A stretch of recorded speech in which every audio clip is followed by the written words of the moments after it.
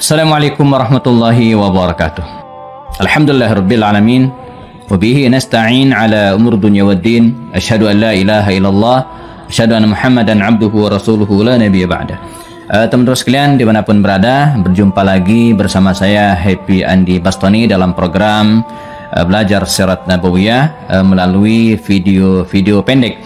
Dan kita bersyukur kepada Allah Subhanahu wa taala, pada hari ini kita sudah membahas banyak tema, sudah 30 episode kita bahas. Bagi teman-teman yang mungkin tidak sempat mengikuti yang sebelumnya, silakan dicek video-video sebelumnya. Dan pada kesempatan kali ini kita akan bahas periode ba'dal hijrah Jadi dari proses hijrahnya Rasulullah SAW dan para sahabat ke Madinah Al-Munawwarah. Kita akan uraikan kisahnya dan kemudian kita akan analisa bersama kisah-kisah tersebut, karena inti dari belajar sirat nabawiyah dan sejarah secara umum adalah bagaimana kita bisa mengambil ibrah, mengambil hikmah, mengambil qudwah dari uraian atau kisah-kisah tersebut. Nah, baginda Rasul SAW setelah berdakwah di Makkah Al-Mukarramah selama sekitar 13 tahun, 13 tahun lamanya. Lalu Allah Subhanahu wa taala memberikan izin kepada beliau dan para sahabat untuk hijrah ke Madinah Al-Munawwarah. Maka dimulailah proses hijrah tersebut dengan strategi, dengan perencanaan yang sangat matang. Karena belajar dari peristiwa sebelumnya di mana kaum muslimin hijrah ke Habasyah, pernah kita bahas, mengalami sedikit kendala gitu karena sempat hijrah pertama mereka harus pulang lagi kemudian harus berangkat hijrah yang kedua. Demikian juga dengan kegagalan hijrah Nabi ke Taif juga jadi pelajaran bagi beliau. Karena itu hijrah ke Madinah ini betul-betul harus direncanakan, dibuat strategi dengan matang sehingga mereka berhasil. Nah, sebelum kita kembali menguraikan proses hijrah para sahabat tentu saja dan Rasulullah juga, menarik untuk kita telah sedikit tentang Madinah ini, Madinah Al-Munawwarah. Kala itu Madinah ini dinamakan dengan Yathrib. Wallahu alam nama Yathrib ini ada yang mengatakan nama orang yang pertama kali mendiami kota Madinah, Yathrib atau nama sumur atau sejenisnya. Beberapa kitab berbeda pendapat tentang awal namanya tapi yang jelas waktu itu Madinah ini tidak dikenal dengan Al-Madinah, tentu dipanggil dengan Yathrib. Kalau Makkah jelas Makkah, kemudian Yathrib. Nah, julukan Madinah ini kan datang belakangan. Madinah yang artinya kota, pada awal mereka menyebut dengan Madinah sebagai Madinatul Rasul, Madinah Ar-Rasul. Kemudian ditakrifkan menjadi Al-Madinah. Maka dalam penulisan bahasa Arab yang benar dia harus pakai Al-Madinah. Beda dengan Makkah. Kalau Makkah nama asli Makkah, tidak ada Al-Makkah, enggak tapi Madinah itu bukan asli nama kota, bukan, tapi itu diambil kata Madinah kemudian ditakrifkan menjadi Al-Madinah. Sehingga ketika disebut Al-Madinah itu pasti maksudnya Al-Madinah, Al-Madinah Al-Munawwarah, Madinatu Ar-Rasul sampai hari ini. Jadi namun dalam ungkapan sehari-hari kita agak kagok mengucapkan mau kemana, mau ke kota Al-Madinah, saya mampir ke Al-Madinah. Kalau bahasa Arab oke, tapi kalau bahasa Indonesia biasanya dia mengalami transliterasi, jadi pengubahan ucapan sama seperti Al-Khattab, kita sering suka Khattab saja atau misalnya Al-Walid, kita suka panggil Walid saja. Yathrib, nah inilah nama kota ini awalnya Nah, mengapa Madinah atau mengapa Yathrib menjadi tujuan hijrah kaum muslimin dan para sahabat pada waktu itu Pertama jamaah, secara geografis Madinah ini posisinya itu sangat-sangat strategis. Jadi dia menjadi tempat lalu lintas gitu perjalanan bisnis saat itu baik yang mereka dari Yaman ya menuju ke Syam atau dari Syam menuju ke Yaman. Jadi Madinah dan Makkah ini menjadi lalu lintas bisnis. Dan inilah yang digagas oleh bangsa Arab waktu itu, sebagaimana diabadikan Allah dalam surat Quraisy ya, liila fi Quraisyin ila fihim rihlat asyita'i was-saif.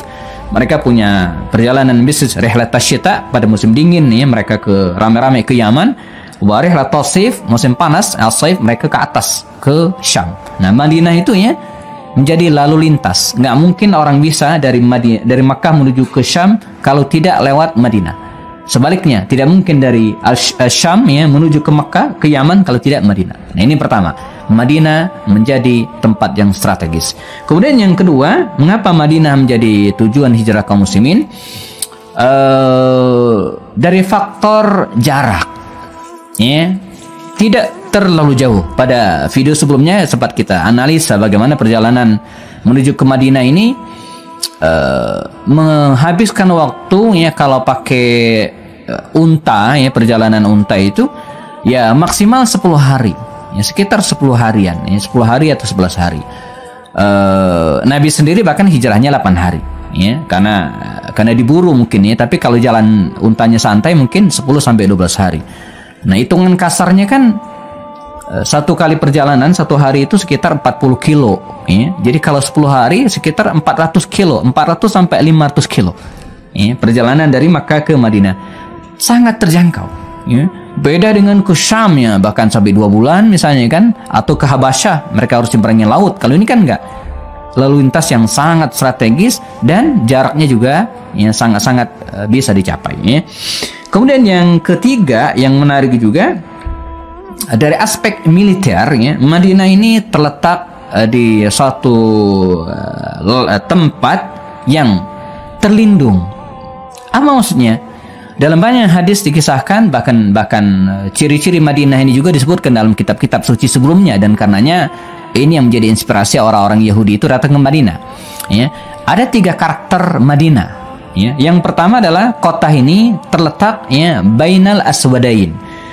Dikurung ya, atau terletak di antara 2 bukit hitam ya. Jadi dari sebelah selatan menuju ke utara ini bagian barat ya, dan dari selatan ya menuju ke utara bagian timur diapit oleh bebukitan, terutama bagian barat ya. Nah, selebihnya bagian timur ya, itu juga dipadati dengan pohon-pohon kurma ya. Dan bagian selatan itu juga secara alami natural gitu ya, dibentengi oleh orang-orang Yahudi Bani Quraisyah, di mana mereka bikin rumah sekaligus benteng. Jadi dari 3 penjuru mata angin, Madinah ini tidak bisa diserang secara militer. Ya, dari arah barat dia terhalang oleh bebatuan dan bukit-bukit tinggi sampai ke Uhud bagian utara. Madinah selain bebatuan besar dan bukit-bukit tinggi juga ada pohon-pohon kurma yang padat sekali dipagar oleh para pemiliknya, dan bagian selatan ya dihuni oleh orang-orang Yahudi yang ya bikin benteng. Jadi orang Yahudi itu kalau mereka bikin rumah sekaligus benteng ya. Beda dengan orang Cina. Orang Cina itu bikin rumah sekaligus toko ya, ruko gitu ya. Nah, orang Sunda lain lagi. Orang Sunda itu bikin rumah ya sekaligus kandang kambing di bawahnya gitu ya. Ini beda karakter. Sehingga Madinah itu satu-satunya bagian yang bisa ditaklukkan ya dari arah utara. Nah, maka nanti kita akan ketemu kisah perang Khandaq, di mana Khandaq yang digali oleh Rasul dan para sahabat itu ya hanya bagian utara saja. Nah, ini secara militer ya. Kemudian berikutnya jemaah teman sekalian, dari aspek sosial ini juga menarik.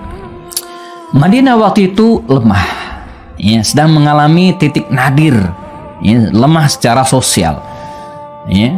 Dan kondisi lemah secara sosial ini ya, ini bukan terjadi alami, bukan, tapi ada yang bikin. Siapa? Yahudi ya. Jadi Yahudi ini kalau kita runut sejarahnya, nanti kita akan ketemu dengan perang Khaybar yang detail bahas tentang Yahudi ini ya. Mereka datang ke Madinah Al-Munawwarah ya untuk menanti Nabi akhir zaman itu sebenarnya, yang mereka juluki dengan Al-Mau'ud ya, yang dijanjikan, dan akan muncul di Madinah. Nah, untuk itu maka mereka mendiami Madinah, menguasai Madinah dengan cara menjajah kota ini. Saya sebut ya, menjajah, menguasai, karena mereka pendatang. Ini mengingatkan kepada kita tentang Yahudi di Palestina. Mereka juga pendatang ya, yang tadinya numpang hidup gitu ya, mampir, tapi lama kelamaan melunjak dan datang ke Madinah dan menguasai. teori sederhana menguasai sebuah wilayah itu untuk menjajahnya dengan cara apa? Divide et impera. Ini rumus Belanda gitu ya. Pecah belah dan jajahlah. Karena itu mereka mengadu domba ya penduduk Madinah ini. Maka ada perang namanya teman sekalian ya, perang Bu'ats. Ya, puluhan tahun kabilah Aus dan Khazraj itu berperang. Kita pernah bahas ada beberapa orang sahabat Nabi yang sempat masuk Islam dan kembali ke kota Madinah ya, terbunuh. Ya, Iyas bin Mu'adz misalnya juga terbunuh dalam perang ini ya. Namanya perang Bu'ats. Nah, jadi pada saat itu Madinah ini berada dalam kondisi titik nadir, lemah secara sosial.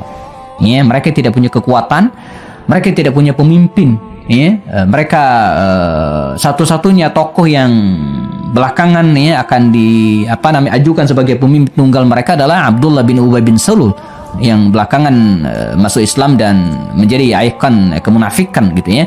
Nah, jadi sisanya nggak ada ya.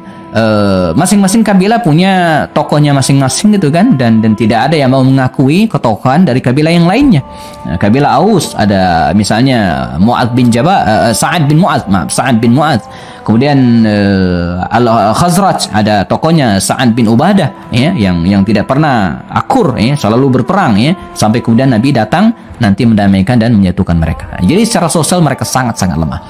Kemudian dari aspek yang lain, dari aspek ekonomi. Ini juga menarik ya. Jadi secara ekonomi Madinah waktu itu sangat-sangat lemah. Ekonominya dikuasai oleh orang-orang Yahudi. Mereka yang mengendalikan harga bahan makanan pokok, sembako dikendalikan oleh orang-orang Yahudi gitu ya.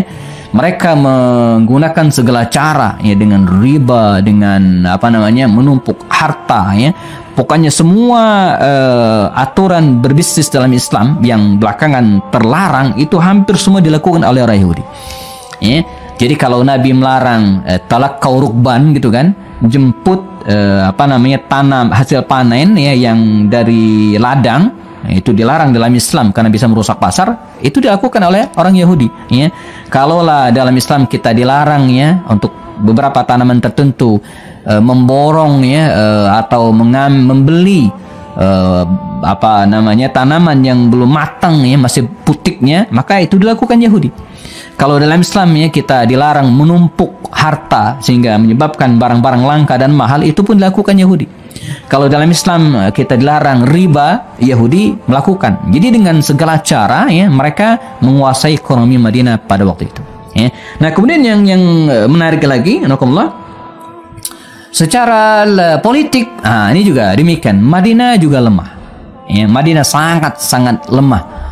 Sehingga dalam kondisi demikian ya, Madinah ini membutuhkan seorang sosok yang bisa menyatukan mereka, memperbaiki ekonomi mereka, dan karenanya ketika Nabi datang bersama dengan kaum muslimin yang bisa mengatasi masalah tersebut ya, mereka menerima kehadiran Rasulullah dengan sangat baik. Dan ditambah lagi baginda Rasulullah punya hubungan yang sangat erat dengan penduduk Madinah, karena sebagaimana kita fahami kakenda Rasulullah ya, Hashim ya, itu melahirkan anak, punya anak namanya Abdul Muttalib ya, nama awalnya adalah Syaibah, di mana ibu dari Syaibah atau istri dari Hashim ini ya Salma dari Madinah ya, dari kabilah Bani Najjar ya, di Madinah Al-Munawwarah. Jadi walaupun dari perempuan, jalur perempuan, tapi baginda Rasul punya darah ya di Madinah Al-Munawwarah. Dan ini merupakan salah satu aspek yang belakangan ya memudahkan baginda Rasulullah SAW untuk hijrah ke Madinah dan mendapatkan sambutan luar biasa dari penduduk Madinah pada saat itu. Nah, bagaimana proses ya orang-orang Ansar ya, menyambut kehadiran Rasulullah SAW dan para sahabat hijrah ke Madinah pada waktu itu ya, kita akan bahas pada video berikutnya insyaallah. Tetap bersama saya Happy Andi Bastoni. Assalamualaikum warahmatullahi taala wabarakatuh.